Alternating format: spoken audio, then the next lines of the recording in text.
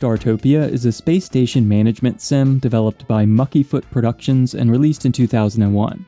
If you haven't heard of Muckyfoot, that's probably because they shut down more than 20 years ago and only ever developed 3 games. This, Urban Chaos, and the Blade 2 game. But Muckyfoot was founded by former Bullfrog employees.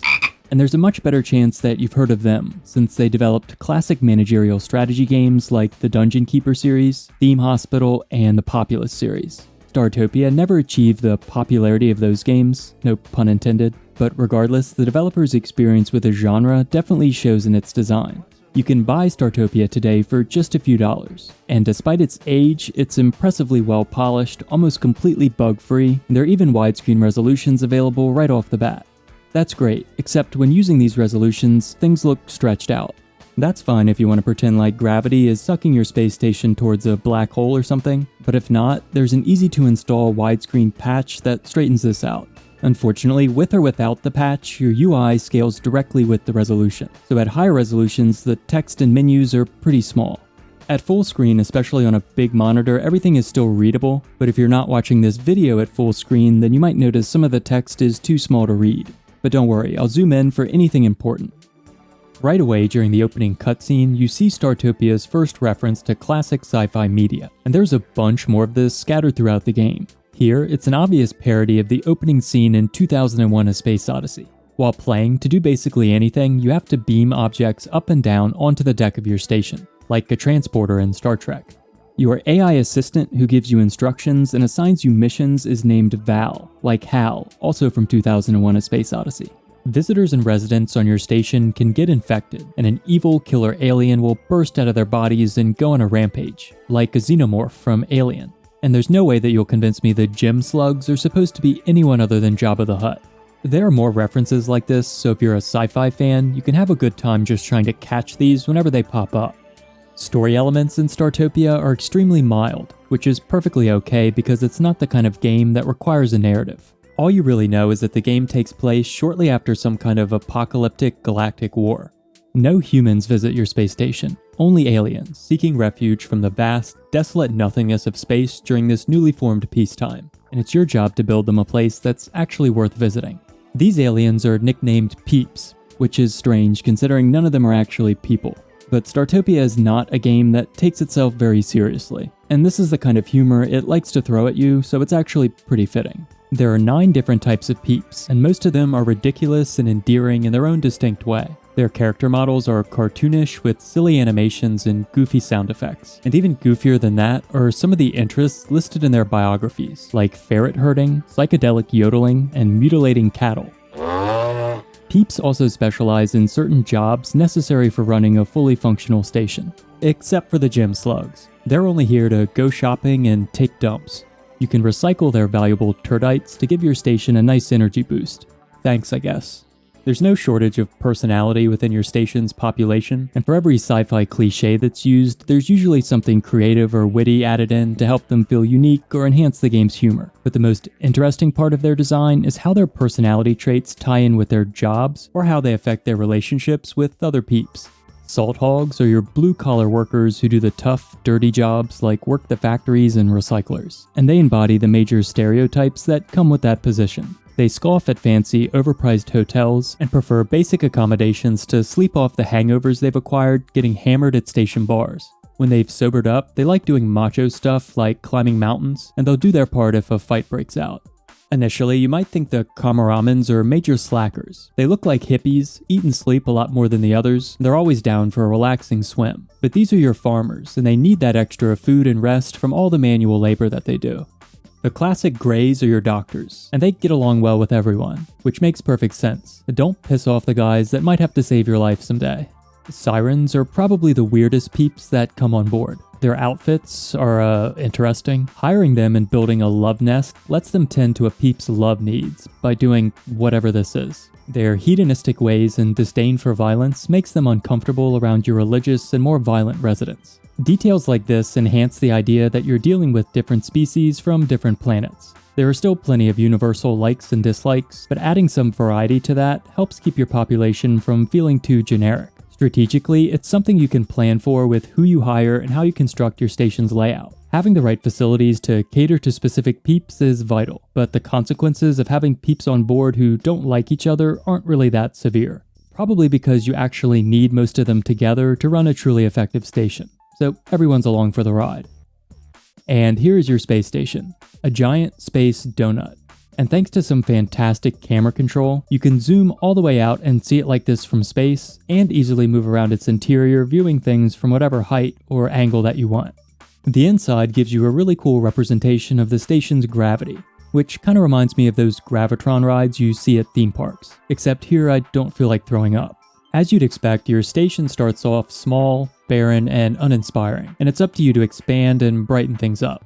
There are 3 specific decks that you can scroll between at any time. The engineering deck is your station's main area of operation. This is where you keep industrial and power equipment, ports that peeps use to enter and leave the station, vital services to help keep your peeps alive and well, and it's also your central hub for trading with passing ships and storing cargo.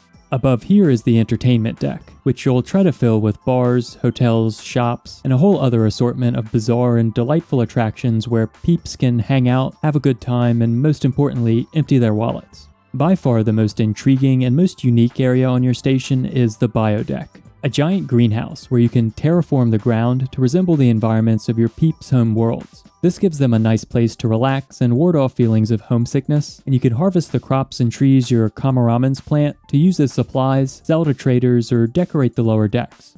Even at its peak, the engineering deck keeps an industrial appearance unless you decide to go nuts putting potted plants and trees everywhere.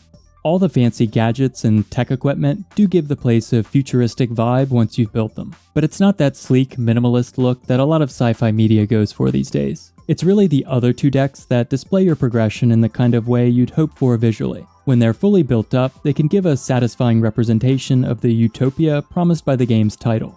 Along with having a distinct visual style, each deck also has its own background music, which I think fits well with each deck's theme. The engineering music usually has a kind of futuristic machinery sound to it. On the entertainment deck, it's upbeat and cheerful, and on the bio deck, you've got some slower and more relaxing tracks. To me, it's definitely top-notch background music, and of course, it switches to something more sinister whenever there's combat or a threat discovered somewhere on board.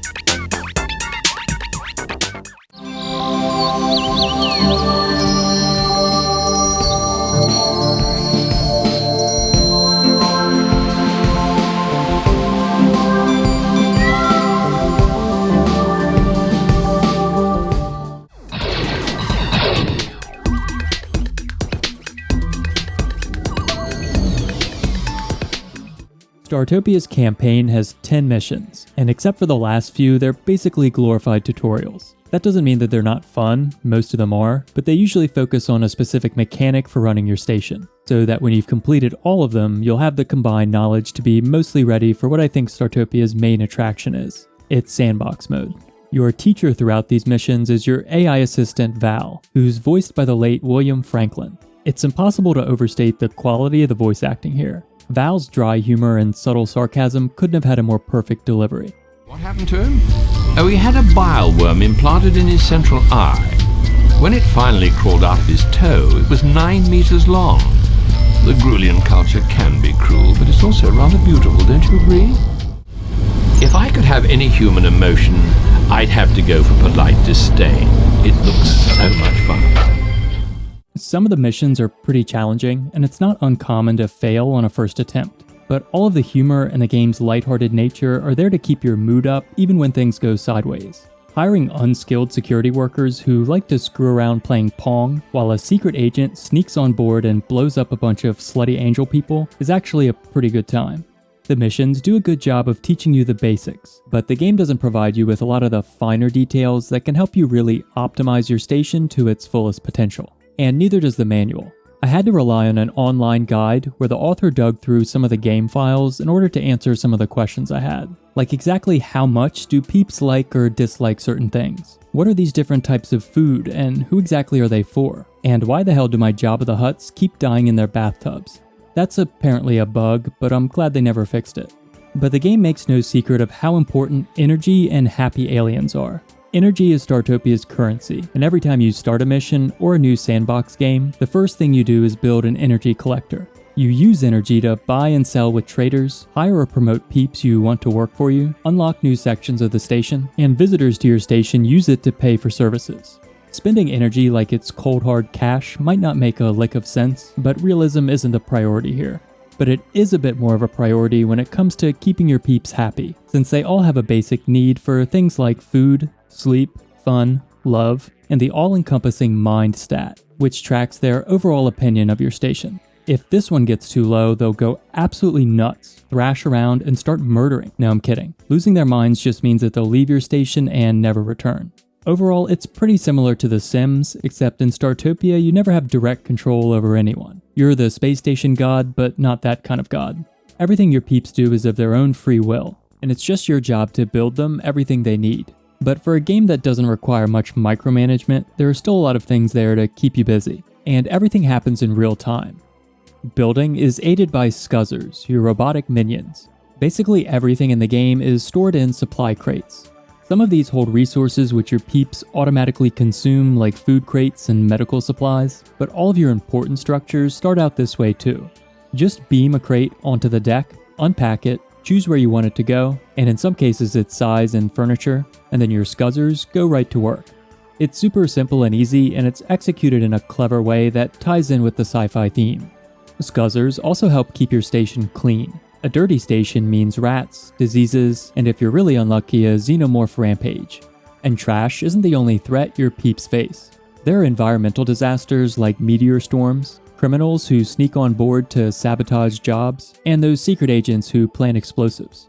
Your security team and security Scuzzers can help you out with some of this, and even send criminals to a station jail to be rehabilitated. And while all of this securing, building, and cleaning is going on, there are still plenty more things vying for your attention, and even a mid-level station can be a bustling operation. There are religious ceremonies, labs for research and reverse engineering technology, a constant influx of traders selling useful equipment, job-related stats to consider when hiring new peeps to work on the station, job promotions that need to be handed out, and depending on the scenario you're playing, other station administrators to contend with.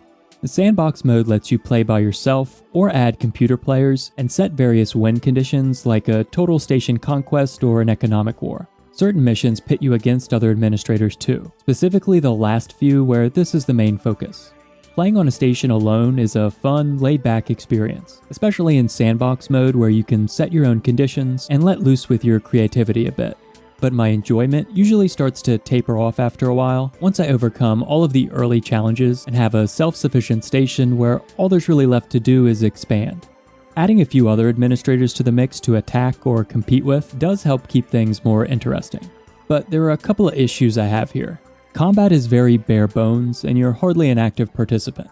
Left-click on an enemy or an enemy structure you want to attack multiple times to give it a higher priority. Right-click to lower the priority. Security Scuzzers can hack locks by the giant doors to take over a section, or you can just destroy an enemy's energy collector to put an end to them. And that's about it. It's not outright terrible, but too basic and not strategic enough for it to really feel worthwhile. I prefer an economic battle, but here you're subject to some random variables that can be a little frustrating. To establish a successful economy and a functional station, you're heavily reliant on traders. And which kind of trader shows up, selling what goods, is left up to chance. There are other random elements too, like who comes on board and what their starting job stats are. There are ways to increase some of your odds, and it's not an RNG nightmare, but a string of bad luck early on can set you back enough that it's something worth mentioning. These are mostly just minor complaints though, and there are way too many things done well for these small grievances to bring the game down in a considerable way. Startopia was never a big financial success, and a lack of marketing seems to take some of the blame for that, because its reception back when it released was actually really solid. That's kind of tragic, and so is it being almost lost to time these days. Although it did get a spiritual successor of sorts by a different developer a couple of years ago, called Space-Based Startopia. I haven't played that one, so I don't have much to say here, but I've seen quite a few people who have played both say that they still prefer the original. Startopia isn't packed with tons and tons of depth to be the kind of sim game that I'd pump hundreds of hours into, but it's still far from shallow, with enjoyable gameplay and a solid presentation that oozes personality, style, and humor in a way that's hard not to appreciate. It's received some small updates in recent years, and its initial level of polish helps it hold up more than 2 decades later. And for how cheap it is these days, it's easy to recommend.